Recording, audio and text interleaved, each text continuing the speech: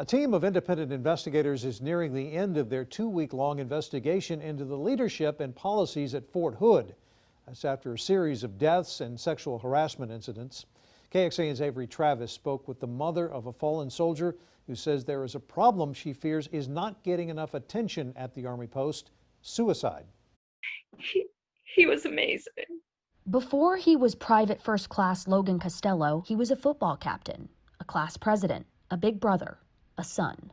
Our world stopped on November 20th. That's when Patty Troyan learned her son had killed himself, just 6 months after moving to Fort Hood. I have no idea what happened between June and November. He left here happy, excited, hopeful. And 11 months later, their family is still waiting on the results of the death investigation and the autopsy report. But if they had put half as much effort into saving him, we wouldn't have needed the funeral or the memorial. Fort Hood says its Department of Behavioral Health takes immediate action when a soldier discloses suicidal thoughts, connecting them with various clinics, counselors, and chaplains, or, if necessary, inpatient hospitalization. A spokesperson says they also work directly with the soldier's commander to increase supervision or possibly restrict their access to weapons. The military has tremendous behavioral health people on staff. But experts say one of the best things for anyone to do is ask a soldier how he or she is really doing.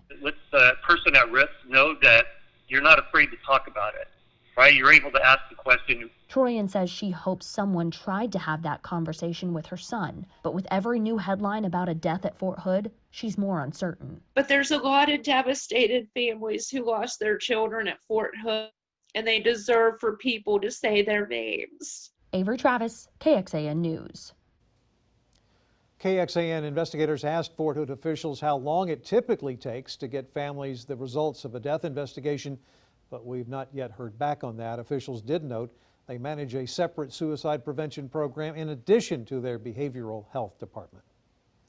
The annual report on military suicides is expected to be released by the U.S. Defense Department this month, but the last report in 2018 was the worst on record for military suicides. That year, 325 active duty personnel took their own lives, and it continued a trend seen over previous years. The military started tracking suicides in 2001.